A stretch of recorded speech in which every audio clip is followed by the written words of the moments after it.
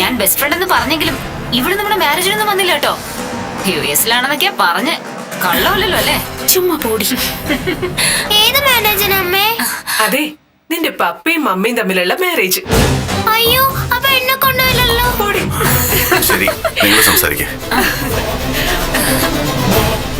നീ പറ, എന്തൊക്കെയുണ്ട് വിശേഷങ്ങള്?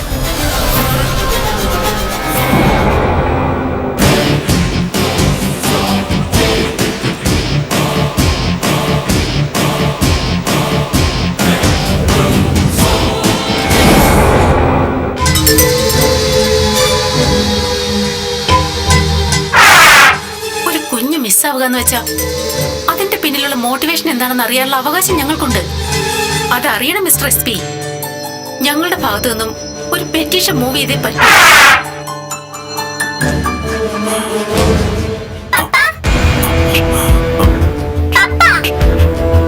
മോളെ, ഞാൻ ദാ വരുന്നു, ഒരു മിനിറ്റ്.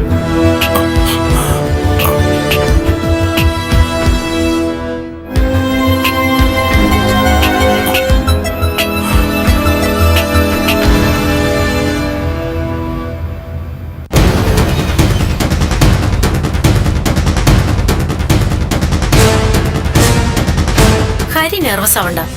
നമ്മൾ തമ്മിൽ കണ്ടിട്ടുണ്ടെന്നോ മൈനയുടെ ഡെലിവറിയും ഇഷ്യൂസും ഒക്കെ എന്റെ ഹോസ്പിറ്റൽ വെച്ചാണ് നടന്നതെന്നോ ഞാൻ ഗൗരി അറിയിച്ചിട്ടില്ല. ഏയ്, ഗൗരി അറിഞ്ഞതുകൊണ്ട് പ്രത്യേകിച്ച് മറ്റു വിശേഷമൊന്നും ഉണ്ടായിട്ടല്ല. പെട്ടെന്ന് ഇവിടെ ഡോക്ടറെ കണ്ടപ്പോ. ഈ ഇടയ്ക്കാ ഞാൻ ഗൗരിയുടെ അമ്മയെ കുറെ നാളുകൂടി നേരി കാണുന്നേ. ഇന്ന് ഫ്രീ ആയിരുന്നു. അമ്മ ഇങ്ങോട്ടാണെന്നറിഞ്ഞപ്പോ ഞാൻ വെറുതെ വന്നതാ. ഹരിശങ്കറിനെ ഇവിടെ കണ്ടപ്പോ ഞാനാ ശരിക്കും എക്സൈറ്റഡ് ആയത്. എന്തായി ഹരി, കുഞ്ഞിനെ കുറിച്ച് എന്തെങ്കിലും? ഓ, എന്താവാൻ, ഒരിടത്തും എത്തുന്നില്ല ഡോക്ടറെ. ഡോക്ടർ ഏതായാലും അവിടെ നടന്നൊന്നും ഇവിടെ ആരോടും വിശദീകരിക്കാൻ നിൽക്കണ്ട. മൈന, ആ കുട്ടി ഇവിടെയല്ലേ താമസം? ആയിരുന്നു. ഇപ്പൊ മറ്റൊരിടത്താ. She's alright? കഴിയുമായിരിക്കും. ഇല്ലെങ്കിൽ അവളൊന്നും സംഭവിച്ചിട്ടില്ലെന്ന് മറ്റുള്ളവർക്ക് മുമ്പിൽ അഭിനയിക്കെങ്കിലും ചെയ്തോളൂ. ഞാൻ വളർത്തിയ കുട്ടിയാ.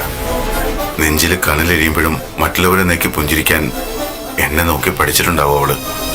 പക്ഷെ ഡോക്ടറെ, കണ്ടെത്തും ഞാൻ എന്റെ മൈനയുടെ കുഞ്ഞിനെ. അതെവിടെയായാലും അതിന് കാരണക്കാരാരായാലും ശരി, നിരത്തി നിർത്തി ശിക്ഷ വിധിക്കും ഞാൻ. കോടതിയിലെ ഒരു SP അധികാര ഉളപ്പിലും അല്ല, ഒരേട്ടന്റെ വികാരങ്ങൾക്ക് മുമ്പില്, കുഞ്ഞിനെ നഷ്ടപ്പെട്ട് നെഞ്ചുരുകി കരയുന്ന എന്റെ മൈനയുടെ കണ്ണീരിന് മുമ്പില് തല്ലി ഒടിച്ച് പച്ചയ്ക്ക് കെട്ടിത്തൂക്കും ഞാൻ.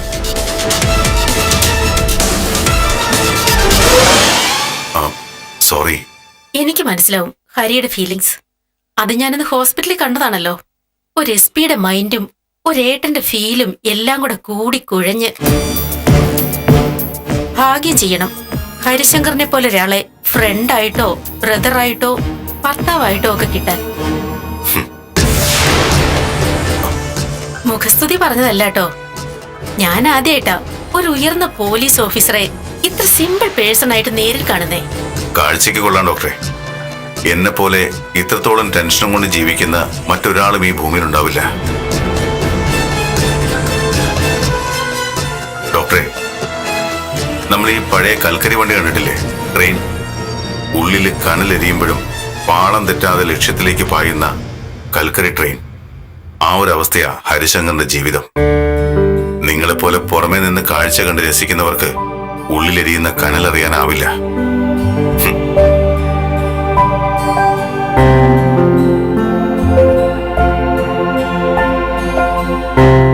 ആരുടെ പ്രാർത്ഥന ഫലിച്ചാൽ എന്താ, അതങ്ങ് നടന്നൂലോ.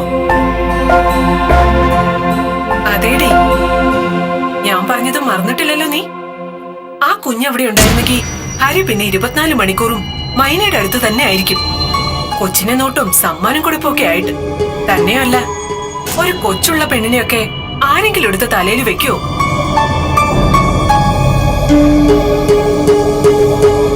മൈന അങ്ങനെ അവിടെ ജീവിക്കാൻ തുടങ്ങിയ ഹരിയുടെ ജീവന്റെ പകുതി അവിടെ തന്നെ ആയിരിക്കും. നീ ഇവിടെ അവന്റെ വരവും കാത്തു കാത്തിരുന്ന് നേരെ വെളുപ്പിക്കേണ്ടി വരും. ഇപ്പോഴാവുമ്പോ ആ പെണ്ണിനെ ആരെങ്കിലും വന്ന് കെട്ടിക്കൊണ്ട് പോയിക്കോളൂല്ലോ.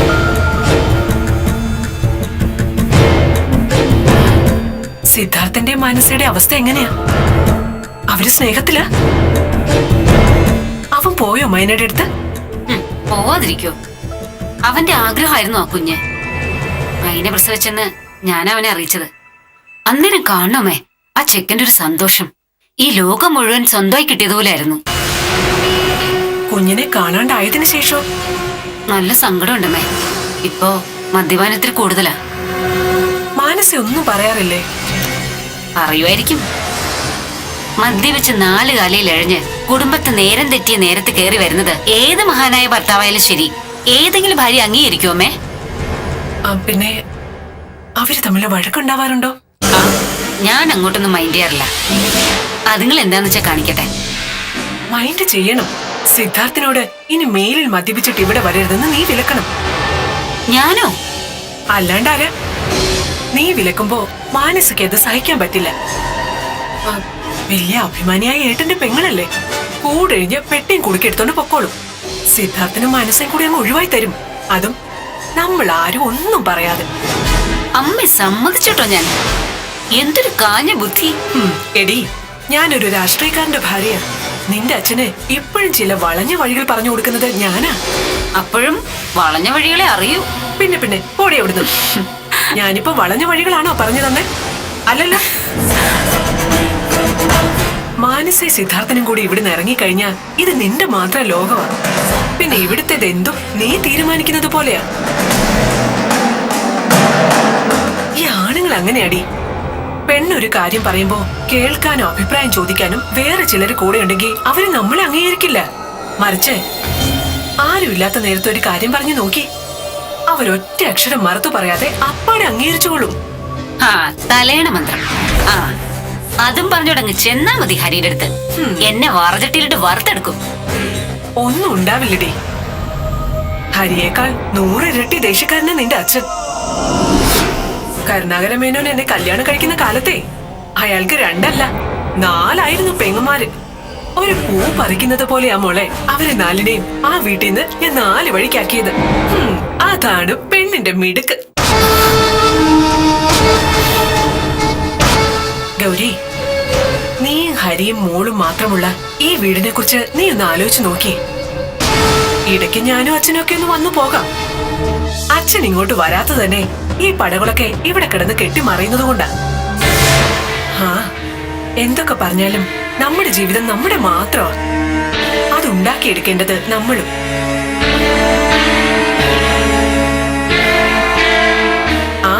ഞാൻ 2-3 ദിവസം കൂടെ ഉണ്ടാവും. ആ ലക്ഷ്മി ഇവിടെ?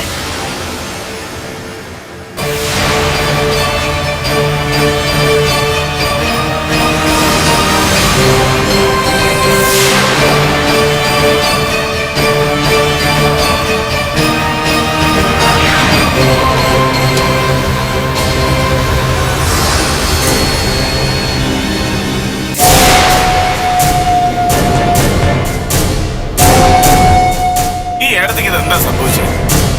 നിങ്ങൾ പെണ്ണുകൾ തമ്മിൽ പലപ്പോഴും പലതും പറയുന്നുണ്ടോ? ആ പേരില് മോളെങ്ങനെ കാണിക്കുന്നത്? എന്ത് വേണമെങ്കിലും കാണിക്കട്ടെ. ആ കൊച്ചിനെ ഇങ്ങനെ ഉപദ്രവിച്ച അവരുടെ ഭ്രാന്ത് മാറട്ടെ. ഹരി, ഇതെന്താ ഹരി ഇവിടെ?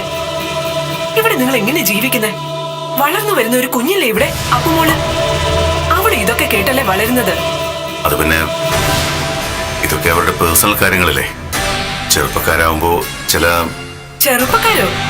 ഞാനും ഈ പ്രായമൊക്കെ കഴിഞ്ഞാ വന്നത്. ഇത് ചെറുപ്പക്കാരായതുകൊണ്ടൊന്നും അല്ല, ചോദിക്കാനും പറയാനും ആളില്ലാത്തത് കൊണ്ടാ. മൂത്തവര് കാണിക്കുന്ന കണ്ടല്ലേ താഴെയുള്ളവരും പഠിക്കുന്നത്. ഇങ്ങനെയൊക്കെ പറയാനും മാത്രം എന്താ ഇപ്പോ? ദേഷ്യവും സങ്കടവും ഒക്കെ മനുഷ്യനുണ്ടാകുന്ന വികാരങ്ങളല്ലേ. ചിലർ അതൊക്കെ അടക്കി പിടിക്കും, മറ്റു ചിലത് അതൊക്കെ പുറത്തറിയിക്കും. അത്രേ ഉള്ളൂ. അങ്ങനെ അങ്ങ് നിസ്സാരമായിട്ട് കാണാൻ ഹരിക്ക് മാത്രമേ കഴിയൂ. മറ്റൊരു കുടുംബത്തിലാണെങ്കിൽ ഇങ്ങനെയൊക്കെ ഉണ്ടാവോ? എന്തായി പറയുന്നേ? ഏത് കുടുംബത്തിലെ ഇങ്ങനെ പൊട്ടലും ചീറ്റലും ഒക്കെ ഉണ്ടാവാത്തെ? കുറച്ചു കഴിയുമ്പോ അവര് തമ്മിൽ അങ്ങ് ലോഹ്യത്തിലാവുകയും ചെയ്യും. തീർന്നില്ലേ? എന്നാലും ഇത് ഇത്തിരി കൂടുതലാ. സംസ്കാരമുള്ളവരുടെ കുടുംബത്തിന് ചേർന്നതാണോ ഇങ്ങനെ വഴക്കും വെക്കാനോ ഒക്കെ? എന്റെ കുടുംബത്തിലെങ്ങാനും ആയിരിക്കണം. ഇവിടെ എന്തോ ആവാലോ. ആരും പേടിക്കുകയും വേണ്ട, അനുസരിക്കുകയും വേണ്ട. ഞാനെന്താ അവിടെ ചെന്ന് മാനസയും സിദ്ധാർത്ഥിനെ പേടിപ്പിക്കണമെന്നാണോ, അതോ അടി കൊടുത്ത് അനുസരിപ്പിക്കണമെന്നോ? നമ്മളത് കേട്ടില്ലെന്ന് വെച്ചാ പോരെ ഗൗരിയമ്മേ? അനുസരിപ്പിക്കാനും നിലയ്ക്ക് നിർത്താനും നീ അങ്ങോട്ട് ചെല്ല്. നിനക്കതിനാവില്ല ഹരി. ഇനി നീ അങ്ങോട്ട് ചെന്നാ തന്നെ അവളുടെ മുന്നിൽ മുട്ടുകാലി നിൽക്കേണ്ടി വരും. എനിക്കറിയില്ലേ മാനസേ, ആ പാവ ചെക്കനായതുകൊണ്ട് ഇങ്ങനെ സഹിക്കുന്നത്. വേറെ വല്ല ആമ്പിള്ളേരും ആയിരുന്നെങ്കിൽ വലിച്ചെറിഞ്ഞിട്ട് പാട്ടിന് പോയേനെ. എന്തുണ്ടായിട്ട് അവളിങ്ങനെ തുള്ളുന്നേ? ഇന്നാളൊരിക്കൽ എന്നോട് പറഞ്ഞു ചിലത്. ഒരു പെണ്ണിന്റേതായിട്ട് വല്ല സ്വഭാവം അവൾക്കുണ്ടോ? ഇത് കൊച്ചും ഉണ്ടാവത്തില്ല. മതി, മാനസ ഓർത്ത് നിങ്ങൾ ആരും വിഷമിക്കോ സഹതപിക്കോ വേണ്ട. അത് ഞാൻ സഹിച്ചോളാം. മോനെ, ഞാൻ ഉദ്ദേശിച്ചത്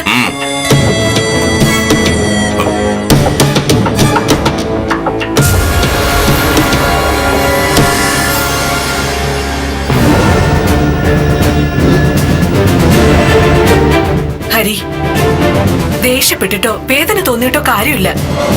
ഇങ്ങനെ ഒരു കൂട്ടുകുടുംബം പോലെ കഴിയുമ്പോ കുറച്ച് അടുക്കും ചിട്ടയും അടക്കം ഒതുക്കൊക്കെ വേണമെന്ന് ഞാൻ ഉദ്ദേശിച്ചുള്ളൂ. മാനസിക അതൊന്നും പറഞ്ഞാൽ മനസ്സിലാവില്ല. അവൾ ശീലിച്ചതല്ലേ പാടൂ. എല്ലാത്തിനും വളം വെച്ചു കൊടുക്കുന്നത് ഹരിയാ. മക്കളായാലും കൂടപ്പിറപ്പുകളായാലും വളർന്നൊരു കുടുംബമൊക്കെ ആവുമ്പോ അവരിങ്ങനെ ചിറകിന്റെ അടിയിൽ തന്നെ നിർത്തരുത് ഹരി. അവരുടെ ഇഷ്ടങ്ങൾക്ക് വിടണം. സിദ്ധാർത്ഥനും മാനസയും മാത്രമുള്ള ഒരു വീടായിരുന്നെങ്കിൽ അവിടെ എന്ത് നടന്നാലും നമ്മുടെ ചെവിയിൽ എത്തില്ലല്ലോ. ഭാര്യയും ഭർത്താവും ആവുമ്പോ ഇണക്കവും പിണക്കവും ഒക്കെ ഉണ്ടാവും. അത് മൂന്നാമതൊരാൾ അറിയുമ്പോഴാ പ്രശ്നം. അവരെ അവരുടെ വഴിക്ക് വിട്ടേക്ക്. ഗൗരിയുടെ അമ്മ എന്താ ഉദ്ദേശിച്ചത്? മാനസയെ ഞാൻ ഇവിടുന്ന് മാറ്റി താമസിപ്പിക്കണമെന്നോ, അതോ അവരെ ഇവിടെ തനിച്ചാക്കി ഞാൻ ഇവിടുന്ന് മാറണമെന്നോ? ശരിയാ, ഞാൻ എന്റെ ചിറകിനടിയിൽ വെച്ച് വളർത്തിയതാ എന്റെ കൂടപ്പിറപ്പിനെ. കൊത്തിയകറ്റാനാകില്ല എനിക്ക്. എന്റെ ചിറകിനടിയിൽ എന്റെ കൂടപ്പിറപ്പുകൾ ഉണ്ടെങ്കിലേ എനിക്ക് ജീവിക്കാനാകൂ. എങ്കിലേ ഞാനുണ്ടാവൂ. കൂടപ്പിറപ്പുകൾക്ക് വേണ്ടി ജീവിക്കാനാണെങ്കിൽ ഹരി എന്തിനാ ഗൗരി കല്യാണം കുറിച്ച് ഇങ്ങോട്ട് കൊണ്ടുവന്നത്? വെറുതെ എന്തിനായിരുന്നു അങ്ങനെ ഒരു പാഴ്വേല? എനിക്ക് മനസ്സിലാവുന്നുണ്ട് എന്റെ മകളുടെ സങ്കടം. അതവള് പറഞ്ഞില്ലേ കൂടി എനിക്കറിയാം. വെറുതെ ലോഡ്ജിലൊക്കെ ജീവിക്കുന്നത് പോലെ, പരസ്പരം അറിയാത്തവരെ പോലെ. എന്തിനാ അവളെ ഇങ്ങനെ ഇതിനുള്ളിലേക്ക് കൊണ്ടുവന്നു? വഴിയോരത്ത് കുടില് കെട്ടി ജീവിക്കുന്നവരെ പോലെ ഒച്ചയും ബഹളവും വഴക്കും വക്കാണൊക്കെ ആയിട്ട്. ഗൗരി ആരാണെന്ന് നീ മറന്നു പോകരുത്. കളപ്പുരയ്ക്കൽ കരുണാകര മേനോന്റെ മകളവള്. നിന്റെ പെങ്ങന്മാരുടെയും വീട്ടുജോലിക്കാരിയല്ല. സന്തോഷായിട്ട് ജീവിക്കാന് നിനക്ക് അവളെ കല്യാണം കഴിച്ചു തന്നത്. ഇങ്ങനെ തീ തിരിക്കാനല്ല. ഗൗരിക്ക് ഇവിടെ സന്തോഷമൊന്നും ഇല്ലെന്ന് ആരാ പറഞ്ഞേ? പറയണോ? അതറിയാത്തവരായിട്ട് ആയുള്ളത്. നിനക്ക് മാത്രം അത് മനസ്സിലാവില്ല. എങ്ങനെ അറിയാനാ? കൂടെ പിറന്നതും കൂടെ പിറക്കാത്തതുമായിട്ട് പെങ്ങന്മാരിങ്ങനെ നിൽക്കല്ലേ ഉള്ള നിറഞ്ഞ്. അതിനിടെ ഗൗരിക്ക് എവിടെയാ സ്ഥാനം? ഒരു കാര്യം മറക്കരുത്. മകളും ഭർത്താവും സന്തോഷമായിട്ട് ജീവിക്കാനാ അവളുടെ അച്ഛൻ ഈ വീട് നിങ്ങൾക്ക് വാങ്ങി തന്നത്. അല്ലാതെ നിന്റെ പെങ്ങന്മാർക്ക് തോന്നിയാസ് കാണിക്കാനല്ല.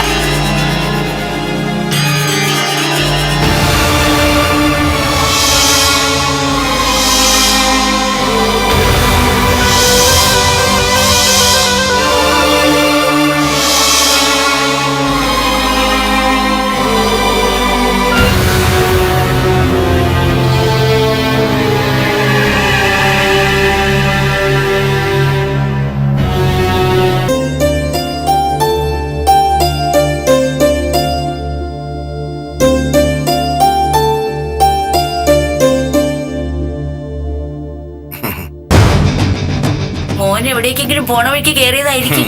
അല്ല, ഇവിടേക്കായിട്ട് വന്നതാ. ഇതെന്താ? പറമ്പിൽ വീണ കുറച്ച് തേങ്ങ പെറുക്കി കൂട്ടാൻ അന്വേഷിക്കാനൊക്കെ അവിടെ ആരാ? ഒക്കെ കണ്ടവരും ഒന്ന് കൊണ്ടുപോവാ. പാവങ്ങളല്ലേ, എടുക്കുകയാണെങ്കിൽ എടുത്തോടെ എന്ന് ഞാനും വിചാരിക്കും. ഇവിടേക്ക് ഇറങ്ങിയപ്പോ 5-6 എടുത്തതാ. എന്തിനാ മോനെ, ഇതൊക്കെ ഇവിടെ ഉണ്ടല്ലോ. സാരമില്ല. മൈനെന്തേ? അകത്തുണ്ട്.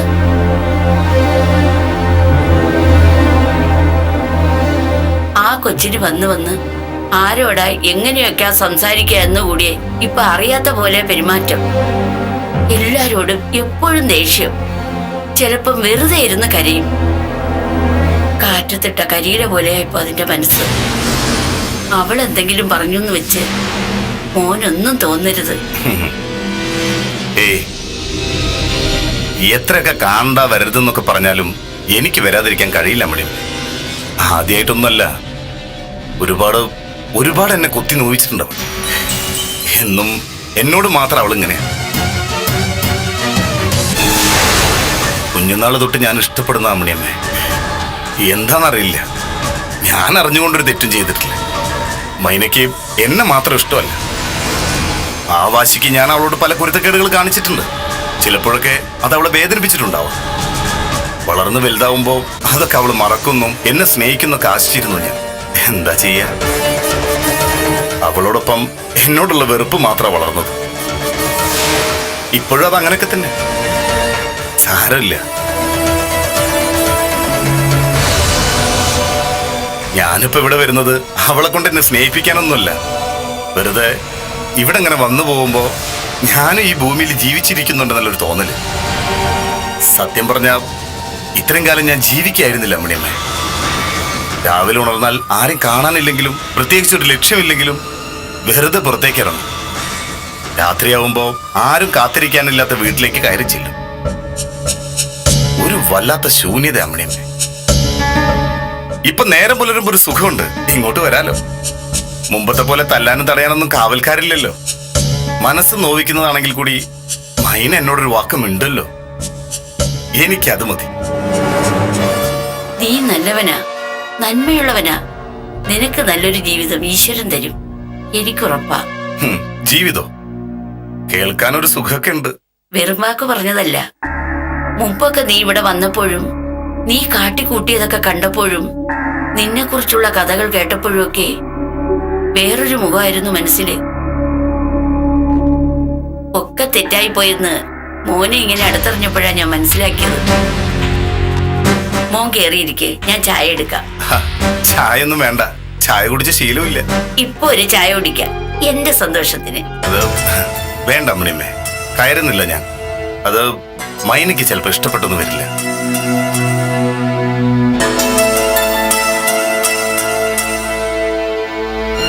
കഞ്ഞിക്ക് വെള്ളം വെച്ചിട്ടുണ്ടോ? അയ്യോ, എന്നെ വിളിക്കായിരുന്നല്ലോ. എന്താ, ഞാൻ വെള്ളം വെച്ച അരി വേവത്തില്ലേ? ജോലിയൊക്കെ തനിയെ അങ്ങ് ചെയ്തു തീർക്കാൻ അമ്മണിയമ്മ ജോലിക്കാരിയൊന്നുമല്ലല്ലോ, പിന്നെന്താ? കൊച്ചിനോട് പറഞ്ഞു ജയിക്കാൻ ഞാനില്ലേ? ഓ,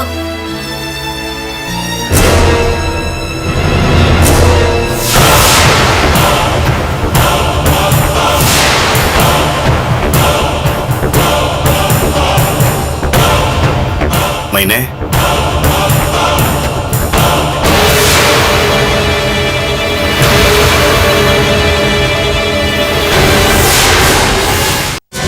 മൈനെ,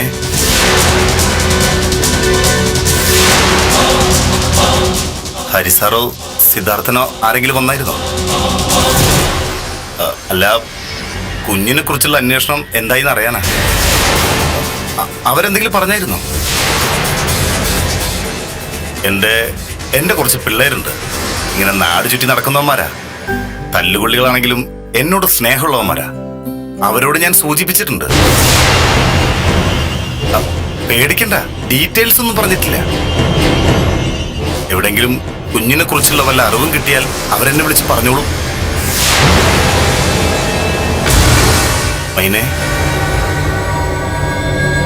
അല്ല, ഹരിസാർ അന്വേഷിക്കുന്നുണ്ടാവും, അന്വേഷിക്കട്ടെ.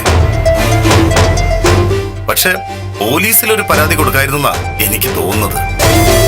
അതാവുമ്പോ, അല്ല, ഞാൻ പറഞ്ഞേ ഉള്ളൂ.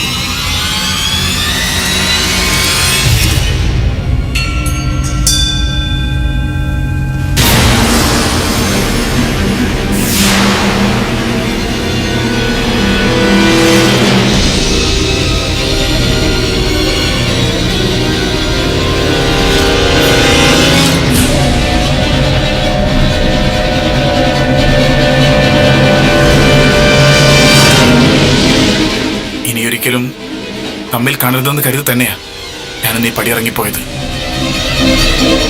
എത്ര ഓടി ഒളിച്ചാലും കാണാൻ മറയത്ത് നിന്നാലും നിന്നെ എനിക്ക് മനസ്സിൽ നിന്ന് മായ്ച്ചു കളയാനാവോ?